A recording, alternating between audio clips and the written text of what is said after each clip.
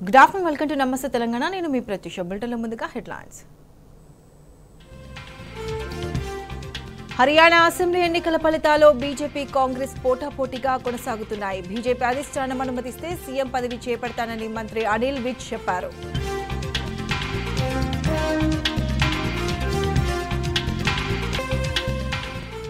జమ్మూ కాశ్మీర్లో ఇండియా కూటమి ఆధిక్యంలో కొనసాగుతుంది. నేషనల్ కాన్ఫరెన్స్ అధినేత ఫరూక్ అబ్దుల్లా ఇంటి దగ్గర సంబరాలు చేసుకుంటున్నారు.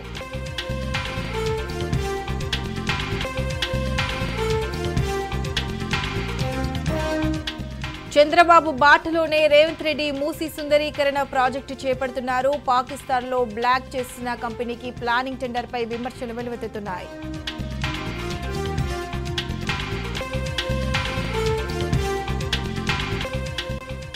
జగిత్యాల జిల్లా కేంద్రంలో వైద్య శాఖ అధికారులు తనిఖీలు చేశారు. లింగ నిర్ధారణ పరీక్షలు చేస్తున్న ఒక స్కానింగ్ సెంటర్ను మూసివేశారు.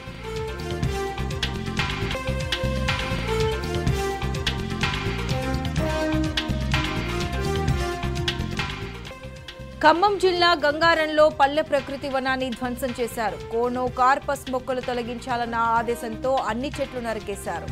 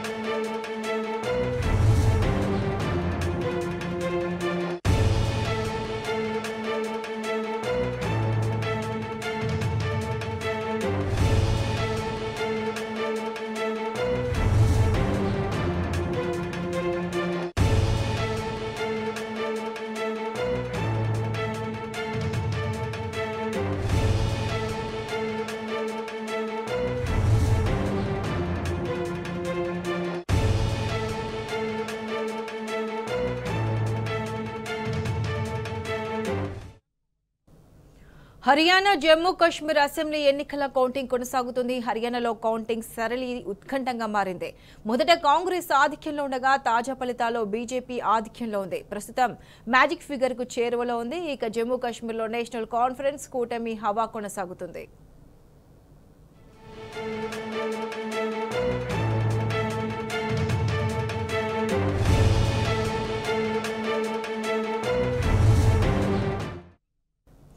హర్యానాలో మొత్తం 90 అసెంబ్లీ స్థానాలున్నాయి. ప్రభుత్వాన్ని ఏర్పాటు చేయాలంటే 46 స్థానాలు అవసరం. ప్రస్తుతం ఇక్కడ బీజేపీ 45 స్థానాల్లో ముందంజలో ఉంది. కాంగ్రెస్ 38 స్థానాల్లో లీడ్లో ఉంది. ఇతరులు 5 స్థానాల్లో ముందంజలో ఉండగా ఐఎన్ఎల్డీ 2వ స్థానంలో ఆధిక్యంలో ఉంది.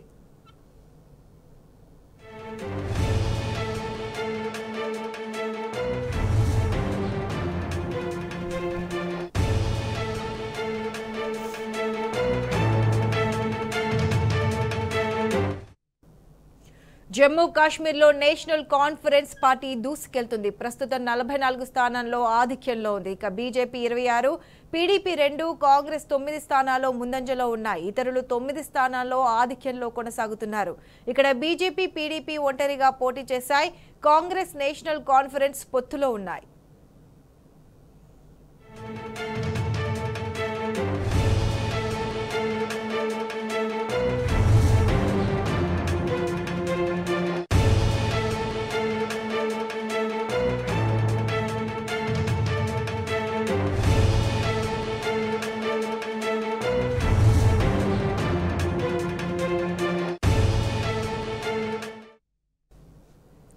ఇదే అంశానికి సంబంధించి పూర్తి అప్డేట్స్ మా ప్రతినిధి లివిల్ లైవ్ లో అందిస్తారు. లివిల్, చెప్పండి, హర్యానా అసెంబ్లీ ఎన్నికల్లో బీజేపీ, కాంగ్రెస్ పోటాపోటీగా నిలుస్తున్నాయి. దీనికి సంబంధించి పూర్తి అప్డేట్స్ ఏంటి? ఇవాళ దేశమంతా కూడా ఆసక్తిగా చూస్తుంది. అటు హర్యానా ఎలక్షన్లు, అటు జమ్మూ అండ్ కాశ్మీర్ 370 ఆర్టికల్ రద్దు తర్వాత తొలిసారిగా జమ్మూ అండ్ కాశ్మీర్లో ఎలక్షన్లు నిర్వహిస్తున్నారు. ఇటు బీజేపీ అధికారంలోకి మూడోసారి అధికారంలోకి వచ్చిన తర్వాత అస్సాం ఎలక్షన్లు, ఏదైతే హర్యానా ఎలక్షన్లకు సంబంధించి ఎన్నికల నిర్వహణ కొనసాగుతుంది. అయితే కేంద్రంలో 3 సార్లు మేము అధికారంలోకి వచ్చాము, ఇవాళ హర్యానాలో కూడా మేమే అధికారంలోకి వస్తామని మొదటి నుంచి బీజేపీ ప్రచారం చేసింది. 3.0 మోడీ అని చెప్పేసి కూడా వారు చెప్పుకున్నారు. ఇటు కాంగ్రెస్ మాత్రం ఇటు జాట్ సమస్యలు, రైతాంగం ఎదుర్కొన్న నల్ల చట్టాల వల్ల ఎదుర్కొన్న సమస్యలతో పాటు ప్రధానంగా పలు అంశాలను వారు లేవనెత్తి ఇటు లడ్డూకు జిలేబీకి మధ్య హర్యానాలో పోటీ జరుగుతుందని చెప్పేసి కూడా ప్రధానంగా రాహుల్ గాంధీ లేవనెత్తిన అంశాలుగా చూసుకోవచ్చు. అయితే ఇవాళ ఉదయం కౌంటింగ్ 8 గంటలకు ప్రారంభమైంది. కౌంటింగ్ ప్రారంభమైన తొలుత కాంగ్రెస్ ఆధిక్యం కనబరిచింది. చాలా చోట్ల కూడా కాంగ్రెస్ ఆధిక్యంలో కనబరిచింది. కాంగ్రెస్ ఆధిక్యంలో కనబరిచిన తర్వాత రాజకీయ విశ్లేషకులు, పలు మీడియా ఛానళ్లు కూడా ఇవాళ హర్యానాలో కాంగ్రెస్ ప్రభుత్వమే ఏర్పాటు చేస్తుందని చెప్పారు. ఎందుకంటే నిన్న మొన్న ఎగ్జిట్ పోల్స్ సైతం అదే హర్యానాలో కాంగ్రెస్ పార్టీ హస్తగతం చేసుకోబోతుందని చెప్పిన ఫలితాల ఆధారంగా ఇవాళ ఆ ఫలితాల ట్రెండ్స్ కూడా అదే విధంగా కనిపించాయి. కానీ ఒక్కసారిగా తారుమారైన పరిస్థితి మనకు హర్యానాలో కనిపిస్తుంది. ఇప్పుడు దాదాపు హర్యానాలో వచ్చేసి బీజేపీ 40 స్థానాల్లో ఆధిక్యంలో ఉండగా కాంగ్రెస్ 38 స్థానాల్లో ఆధిక్యత కనబరుస్తుంది. ఐఎన్ఎల్డి 2 స్థానాల్లో ఉంది. జేజేపీ 0 స్థానం, అంటే గత ఎలక్షన్లలో జేజేపీ దాదాపు 12-13 సీట్లలో వారు గెలిచినప్పటికీ ఇవాళ వారంతా కూడా 0లో ఉన్నారు. ఆ సీట్లన్నీ కూడా ఇవాళ బీజేపీకి ప్లస్ అయ్యాయని చెప్పుకోవచ్చు. దాదాపు 10 సీట్లలో గత ఎన్నికలతో పోల్చుకుంటే 10 సీట్లు జేజేపీకి ఉన్న సీట్లు వల్ల బీజేపీకి ఆ ఓట్లన్నీ కూడా బీజేపీకి టర్న్ అయ్యాయని చెప్పుకోవచ్చు. అదేవిధంగా ఇటు జమ్మూ కాశ్మీర్కి సంబంధించి నేషనల్ కాన్ఫరెన్స్ పార్టీకి సంబంధించి 44 సీట్లలో ఆధిక్యంతో ముందుకు దూసుకెళ్తుంది. బీజేపీ 26 సీట్లలో ఆధిక్యంలో ఉంది. ఇటు కాంగ్రెస్ 9 సీట్లలో ఉంది. పీడీపీ 2, ఇతరులు 9 స్థానాల్లో ఆధిక్యత కనబరుస్తున్నారు. అయితే అక్కడ దాదాపు ఇండియా కూటమికి సంబంధించిన ఎన్సీపీ ఏదైతే నేషనల్ కాన్ఫరెన్స్ పార్టీ ఉందో అది అధికారం చేపట్టనున్నట్లు కూడా మనకు ఫలితాల ట్రెండ్స్ చూస్తే కనిపిస్తుంది. ఇటు హర్యానాలో మాత్రం బీజేపీ ఇప్పటికే హాఫ్ మార్క్ దాటింది. హాఫ్ మార్క్లో ఖచ్చితంగా మేమే అధికారంలోకి వస్తామని చెప్పేసి కూడా ఇప్పటికే బీజేపీ సంబంధించిన నేతలంతా కూడా చెప్తున్న పరిస్థితి కనిపిస్తుంది. అయితే గతంలో రెండు పర్యాయాలు మేమే ఉన్నాం, ఇప్పుడు మూడోసారి కూడా మేమే అధికారం చేపట్టబోతున్నామని చెప్పేసి కూడా చెప్తున్నారు. ఇటు కాంగ్రెస్ ఏదైతే ఇచ్చిన హామీలు ఇతర రాష్ట్రాల్లో ఇచ్చిన వారు అధికారంలో ఉన్న రాష్ట్రాల్లో ఇచ్చిన హామీలు అమలు చేయకపోవడం వల్ల ఖచ్చితంగా మళ్ళీ ఓటర్లంతా కూడా మళ్ళీ బీజేపీ వైపే చూశారనే విశ్లేషణ కూడా ఇవాళ రాజకీయ విశ్లేషకులు చేస్తున్న పరిస్థితి కనిపిస్తుంది. ఈ నేపథ్యంలో హర్యానాకు సంబంధించి బీజేపీ అధికారం చేపట్టనుంది. ఇటు జమ్మూ అండ్ కాశ్మీర్కి సంబంధించి ఎన్సీపీ కూటమి అధికారం చేపట్టనుంది ప్రధానంగా మనకు అర్థమవుతుంది. ట్రెండ్స్ కూడా అదేవిధంగా ఉన్నాయి. అయితే ఈ కాంగ్రెస్ నేతలు మాత్రం జయరాం రమేష్ లాంటి నేతలు ఇప్పటికే ఎలక్షన్ కమిషన్పై ఫిర్యాదు చేశారు. ఎలక్షన్ కమిషన్ వెబ్సైట్లో ట్రెండ్స్ను ఎందుకు మీరు వెంటనే అప్లోడ్ చేయట్లేదని చెప్పేసి కూడా ట్వీట్ చేసిన పరిస్థితి కనిపిస్తుంది. దీనికి సంబంధించి బీజేపీ నేతలు కూడా వారు కూడా స్పందించారు. ఎందుకు అంటే ఒకరు గెలిచే అవకాశం ఉంటే ఎలక్షన్ కమిషన్ డేటాలో లేట్గా అయితేంది, ముందైతేంది, ఫలితాల ఆధారంగానే వారు వెబ్సైట్లో పెడతారు కదా అని చెప్పేసి బీజేపీ నేతలు కూడా మాటల యుద్ధానికి దిగారు. ఇదంతా అంటే కొంత కాంగ్రెస్ ఓడిపోతుంది కాబట్టి ఈ విధంగా ఆరోపణలు చేస్తుందని చెప్పేసి ప్రధానంగా బీజేపీకి సంబంధించిన నేతలు ఆరోపిస్తున్నారు. ఇటు జయరాం రమేష్ మాత్రం ఇటు కావాలని కాంగ్రెస్కి సంబంధించిన డాటా కావచ్చు, ఇటు బీజేపీకి సంబంధించిన డాటాను స్లోగా ఎందుకు అప్లోడ్ చేస్తున్నారు, అది ప్రత్యేకంగా హర్యానాకు సంబంధించి అని చెప్పేసి కూడా ఆయన ప్రశ్నించారు. దీనిపై కాసేపట్లో వీసీ వివరణ కూడా ఇవ్వనుంది. మొత్తం చూసుకుంటే ప్రధానంగా హర్యానాలో కాంగ్రెస్ పార్టీ అధికారం వస్తుంది. ఖచ్చితంగా కాంగ్రెస్ పార్టీ హర్యానా వచ్చిన తర్వాత ఇటు రానున్న మహారాష్ట్ర ఎన్నికల్లో కూడా అధికారం చేపట్టబోతుంది అని చెప్పేసి కూడా కాంగ్రెస్ నేతలంతా కూడా భావించాయి. అందుకు అనుకూలంగానే కాంగ్రెస్ హైకమాండ్కి సంబంధించిన నేతలంతా కూడా హర్యానా పైన పట్టు సాధించేందుకు పెద్ద ఎత్తున ప్రచారం చేశారు. ఇటు మోడీకి సంబంధించి, గుజరాత్కి సంబంధించి వారు స్వీట్లు తింటారు, హర్యానా ప్రజలంతా కూడా జిలేబీ తింటారు, మనకు స్వీట్లు వర్సెస్ లడ్డు వర్సెస్ జిలేబీ అనే విధంగా కూడా ప్రచారాన్ని కొనసాగించారు. కానీ అదంతా తలకిందులైనట్లు కూడా ఇప్పుడు మనకు రాజకీయ వర్గాల నుంచి అందుతుంది. ఇవాళ హర్యానాలో మరోసారి కూడా బీజేపీ అధికారం కైవసం చేసుకునేందుకు సునాయాసం కూడా ఉన్నట్లు కూడా చెప్తున్నారు. అయితే ఇవన్నీ కూడా ఈ ఫలితాలన్నీ కూడా రానున్న ఎలక్షన్లకు రెఫరెండంగా ఈ 2 ప్రధాన పార్టీలు కూడా భావించాయి. జాతీయ పార్టీలు, ఒకటి ప్రధాన అధికారంలో ఉన్న పార్టీ అయితే ప్రధాన ప్రతిపక్ష పార్టీ అయిన కాంగ్రెస్ కూడా రెఫరెండంగా భావించాయి. హర్యానాలో ఖచ్చితంగా నల్ల చట్టాలకు సంబంధించిన రైతు చట్టాలు కావచ్చు, రైతు వ్యతిరేక విధానాల వల్ల హర్యానా ప్రజలంతా కూడా నష్టపోయారు. హర్యానా ప్రజలంతా కూడా తీవ్ర ఇబ్బందులకు గురయ్యారు. ఈ బీజేపీని ఖచ్చితంగా ఓడగొడతారు, ఖచ్చితంగా కాంగ్రెస్కే ఓటేస్తారని చెప్పి భావించినప్పటికీ కూడా వాళ్ళ ట్రెండ్స్ మాత్రం భిన్నంగా ఉన్నాయి. ఇవాళ ఇప్పటికి చూసినట్టయితే బీజేపీ 45, కాంగ్రెస్ 38 స్థానంలో హోరాహోరీలో పోటీలో ఉన్నాయి. ఏదేమైనప్పటికీ కొద్దిసేపట్లో మాత్రం స్పష్టత వచ్చే అవకాశం అయితే ప్రధానంగా కనిపిస్తుంది. Pratyusha. Right level, thanks for the live updates.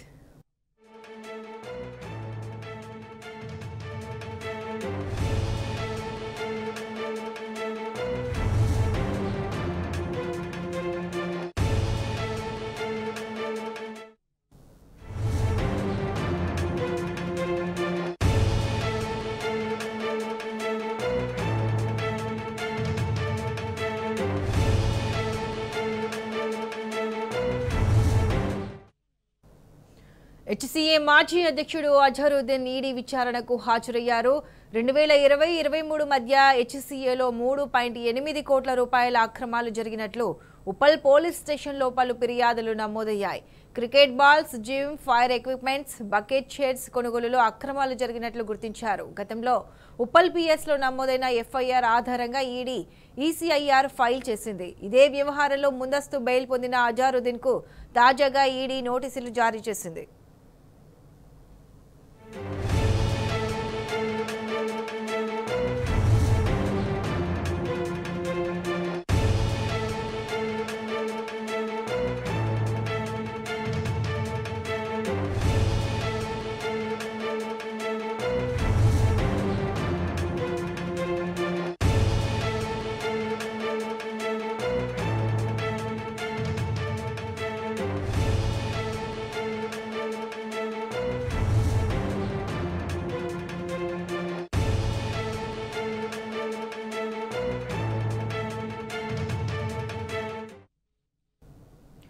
మంత్రి కొండా సురేఖపై వేసిన పరువు నష్టం దావాలో సినీ నటుడు అక్కినేని నాగార్జున తన వాగ్మూల్యం ఇచ్చేందుకు ఇవాళ కోర్టుకు హాజరు కానున్నారు. నాంపల్లిలోని ప్రజా ప్రతినిధుల కోర్టులో నాగార్జున తన వాగ్మూలాన్ని నమోదు చేయాలని కోర్టు ఉత్తర్వులు జారీ చేసింది. ఈ కేసులో సాక్షులుగా ఉన్న యార్లగడ్డ సుప్రియ, వెంకటేశ్వర్లు వాగ్మూలాలను కూడా కోర్టు నమోదు చేయనుంది.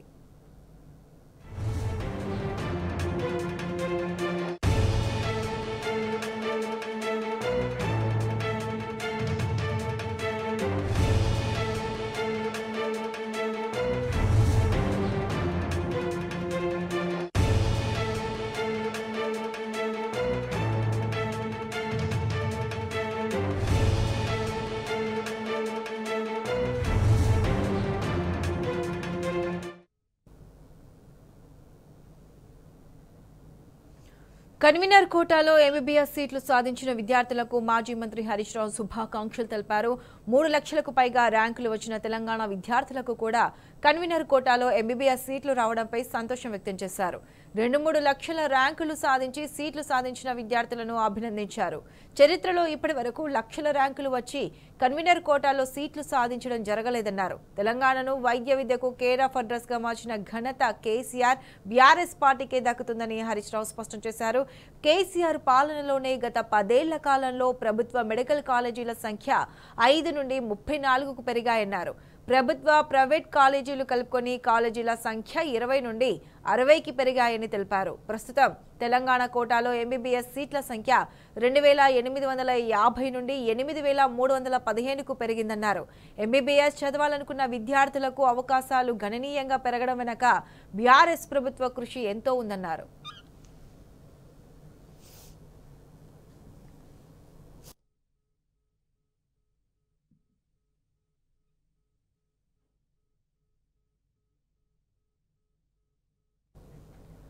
రైతు భరోసా, రుణమాఫీ పేరుతో రైతులను మోసం. కాంగ్రెస్ సర్కార్ పంట నష్టపరిహారం విషయంలోనూ మోసం చేసింది. అకాల వర్షాలతో పంట నష్టపోయిన రైతుల ఖాతాలో వారం రోజుల్లోనే డబ్బులు జమ చేస్తానన్న రేవంత్ సర్కార్ మొద్దు నిద్రపోతుంది. వరదల్లో పంటలు కొట్టుకుపోయి నెల రోజులు దాటినా ఇప్పటి వరకు పరిహారం చెల్లించలేదు. పైగా నష్టపోయిన పంట విస్తీర్ణం కూడా భారీగా తగ్గించడంతో రైతులు లబోదిబోమంటున్నారు.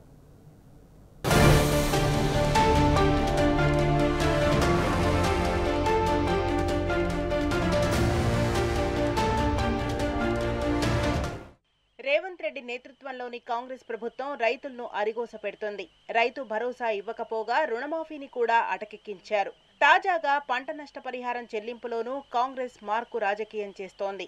ఆగస్టు 31, సెప్టెంబర్ 1 తేదీల్లో కురిసిన భారీ వర్షాలకు ఖమ్మం జిల్లా అతలాకుతలమైంది. వందల కుటుంబాలు ఆశ్రయం కోల్పోగా వేలాది ఎకరాల్లో పంట నష్టం జరిగింది. దాంతో అప్పులు చేసి పంట సాగు చేసిన రైతన్నకు కన్నీరే మిగిలింది. ఓవైపు భారీ వర్షం, మరోవైపు పొంగిపొర్లిన వాగుల ధాటికి పొలాల్లో ఇసుక మేటలు ఏర్పడ్డాయి. రాళ్లు తేలి వరి పొలాలు మట్టి కుప్పలను తలపిస్తున్నాయి. ఇసుక మేటలను చూసిన రైతు కన్నీటి ఊటలను దిగమింగుకుంటూ ప్రభుత్వ సాయం కోసం ఎదురుచూస్తున్నాడు.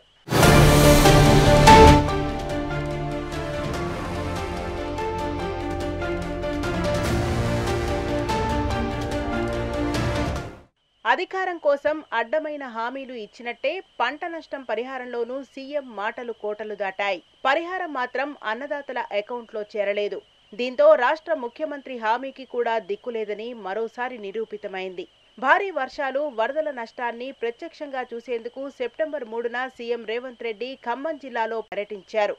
జరిగిన నష్టాన్ని స్వయంగా చూసి వారం రోజుల్లో రైతుల అకౌంట్లో పంట నష్ట పరిహారం జమ చేస్తామని ప్రకటించారు. అయితే నెల రోజులు దాటినా ఇప్పటికీ పరిహారం సంగతి అతీగతి లేదు.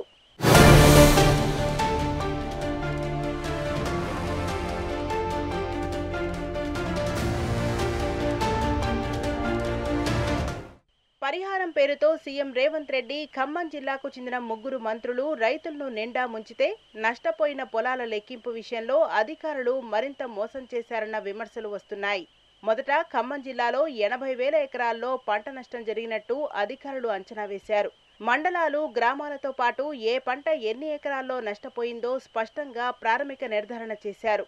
తర్వాత ఏం జరిగిందో, ఎవరి ఒత్తిడి మేరకు తగ్గించారో కానీ తుది నివేదికలో మాత్రం 27,000 ఎకరాల్లో పంట నష్టం జరిగినట్టు నివేదిక సిద్ధం చేసి ప్రభుత్వానికి సమర్పించారు. దీంతో వేల మంది రైతులకు అన్యాయం జరిగిందని తీవ్ర విమర్శలు వస్తున్నాయి. ఆగస్టు 30-31 తారీఖు జరిగినటువంటి తుపానుకు ఖమ్మం జిల్లాలో తీవ్రమైనటువంటి నష్టం జరిగింది. అలాగే తెలంగాణ రాష్ట్రంలో కూడా పెద్ద ఎత్తునే నష్టం జరిగింది. అటు వరంగల్ కానీ అని కూడా చాలా పెద్ద ఎత్తున జరిగిన నష్టాన్ని కూడా ప్రభుత్వం అంచనా వేయటానికి పర్యటన కూడా చేశారు. ముఖ్యమంత్రి రేవంత్ రెడ్డి గారు కూడా ఖమ్మం జిల్లా, ఇటు మహబూబా జిల్లా 2 రోజులు పర్యటన చేశారు. ఈ పర్యటన తర్వాత జరిగినటువంటి పరిస్థితులు చూస్తే చాలా బాధాకరంగా ఉన్నాయి. ప్రభుత్వం సుమారు 80,000 ఎకరాలు ఖమ్మం జిల్లాలో పంట నష్టం జరిగిందని చెప్పేసి అంచనాకు వచ్చారు. ఆ విషయాన్ని చెప్పారు. తీరా చూస్తే ఇవాళ 28,000 ఎకరాలు మాత్రమే నష్టం జరిగిందని చెప్పేసి అంచనాకు రావటం చాలా దురదృష్టకరమైనటువంటి పరిస్థితి. ఇంత పెద్ద ఎత్తున తేడా అంచనాలు వేయటంలో కూడా కనపడితే రేపు వ్యవసాయ రంగంలో ఉన్నటువంటి రైతులు వ్యవసాయం చేయాలన్నా చేయొద్దు అనేటువంటి పరిస్థితి ఇవాళ ఆందోళన పరిస్థితుల్లో రైతాంగం ఉంది. ఇట్లాంటి పరిస్థితులు ఈ ప్రభుత్వాలు, కేంద్రం కానీ రాష్ట్రం కానీ ఇలాంటి ఆలోచన చేయడం అనేది చాలా బాధాకరంగా ఉంది. కాంగ్రెస్ పార్టీ అధికారంలోకి వచ్చిన తర్వాత రైతులు యాసంగి పంటను కోల్పోయారు. ఈ వానాకాలం పంటనైనా కాపాడుకుందామనుకుంటే ప్రకృతి కన్నీళ్లు మిగిల్చింది. ఈ సమయంలో ఆదుకోవలసిన ప్రభుత్వం చేతులెత్తేసింది. దీంతో అన్నదాతలు దిక్కుతోచక దిగాలు పడుతున్నారు. తెలంగాణలో అతిపెద్ద పండుగ దసరా ముందు కనీస ఖర్చులకు కూడా చిల్లి గవ్వలేక అప్పులు కూడా పుట్టక అల్లాడిపోతున్నారు. వారం రోజుల్లో అకౌంట్లో నష్టపరిహారం వేస్తామన్న ప్రభుత్వ పెద్దలు పత్తాలేరు. 3 మంత్రులుండి కూడా జిల్లా రైతుల గోడు పట్టించుకోవడం లేదని ఆవేదన వ్యక్తం చేస్తున్నారు. మున్నేరు వరద ప్రభావితం వల్ల చాలా పంట నష్టం జరిగిందండి. దాదాపుగా 1000 ఎకరాలలో పత్తి, మిర్చి, వరి ఈ మొత్తం పంట నష్టం జరిగింది. ప్రభుత్వం నుంచి ఎటువంటి సహాయం అందలేదండి. ఎందుకంటే ఏఈఓ అధికారులు వచ్చి రాసుకుంటున్నారు. అంటే మీకు పంట నష్టం జరిగింది, మేము వచ్చి మీకు తగిన సహాయ సహకారాలు చేస్తామని చెప్పేసి రాస్తారు. కానీ రాసేది ఏంటంటే ఇప్పుడు పంట నష్టపోయింది 16-15 ఎకరాలు ఒక్కొక్క రైతుకి నష్టపోయి, మినిమం సన్నకారు రైతు అయితే 1 ఎకరం 2 ఎకరాలు నష్టపోతే అంత రాయకుండా ఒక అరెకరం 10 గుంటలు అని నష్టపోయిందని చెప్పి రాసి వాళ్ళ చేతులు దులుపుకుంటా ఉన్నారు. ఎందుకని అడుగుతా ఉంటే మాకు పైనుంచి అటువంటి ఆర్డర్సే వచ్చాయి, మాకెవరు కూడా పూర్తిగా రాయమని చెప్పేసి చెప్పలేదని చెప్పేసి అలాగే అడుగుతా ఉన్నారు. సాగు చేసిన పంట వరద పాలైంది. సీఎం ఇచ్చిన మాట నీటి మూటలైందని రైతులు వాపోతున్నారు. పంట నష్టం జరిగి నెల రోజులు దాటినా పరిహారం మాత్రం రాలేదని, ఇప్పటికైనా ప్రభుత్వం వెంటనే తమను ఆదుకోవాలని కోరుతున్నారు.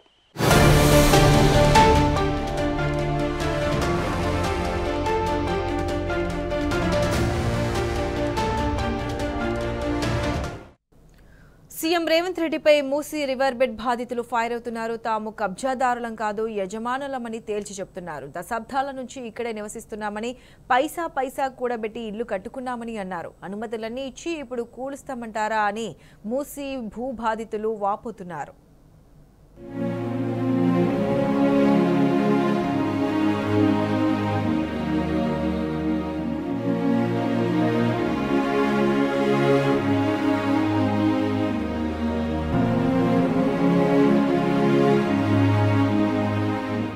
మూసీ ఆపరేషన్ నిర్వాసితుల్లో దడపుట్టిస్తున్నది. తహసీల్దార్ల బృందం మూసీ పరివాహక ప్రాంతాల్లో సంచరిస్తూ నిర్వాసితుల్ని ఒప్పించే యత్నం చేస్తున్నది. ఆ బృందాలను చూస్తేనే అక్కడి జనం వణికిపోతున్నారు. విడదీసి తరలించు అన్నట్టుగా ఒక్కో బృందం కొన్ని కుటుంబాలను లక్ష్యంగా చేసుకుని వారిని ఖాళీ చేయించే చర్యలకు పాల్పడుతున్నది. సైదాబాద్, నాంపల్లి, ఉప్పల్, నాగోల్ ప్రాంతాల్లో అధికారులకు నిర్వాసితులు ఎదురు తిరిగారు. ఎందుకు పోతాం, మా బాధలు ఏం చూసిండు రేవంత్ రెడ్డి, మా వద్దకు రమ్మను, ఇండ్ల కూల్చివేతను మానుకుంటేనే మంచిది, లేకుంటే పరిణామాలు తీవ్రంగా ఉంటాయని హెచ్చరిస్తున్నారు. ఒక్కడి పనికి రాకుండా చేశాడు.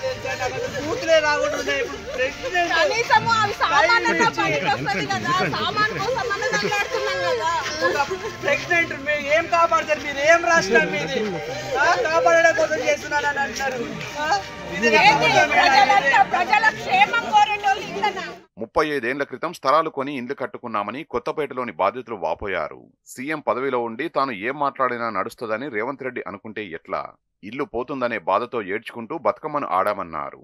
హైదరాబాద్ మొత్తం రేవంత్ రెడ్డికి వ్యతిరేకంగా మాట్లాడుతుందని బాధితులు మండిపడుతున్నారు. పండుగ పూట రేవంత్ తమను ఏడిపించారని బాధితులు కన్నీటి పర్యంతమవుతున్నారు. తమంతట తాము ఖాళీ చేస్తే 25,000 రూపాయల పారితోషికం ఇస్తామంటూ ఆశ చూపించినా చాలా మంది తమ గూడును వదలడానికి అంగీకరించడం లేదు.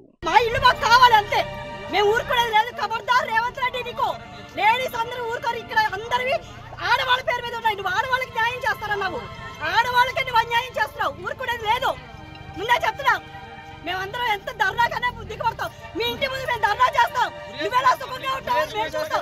మీ ఇంటి ముందే మేము చేస్తాము, చూసుకో రేవంత్ రెడ్డి. నువ్వు ఎంతమంది సమాధులు కట్టుకొని నువ్వు ఇది చేస్తావో, నీకు ఏ ప్రాజెక్టులు కట్టుకుంటావో, ఇక్కడ నీకు ఎంత లాభం లేకుండా నువ్వు ఇంతమంది పేదవాళ్ళకి గుండెల్లో కొడుతున్నావో మాకు అందరికీ తెలుసు.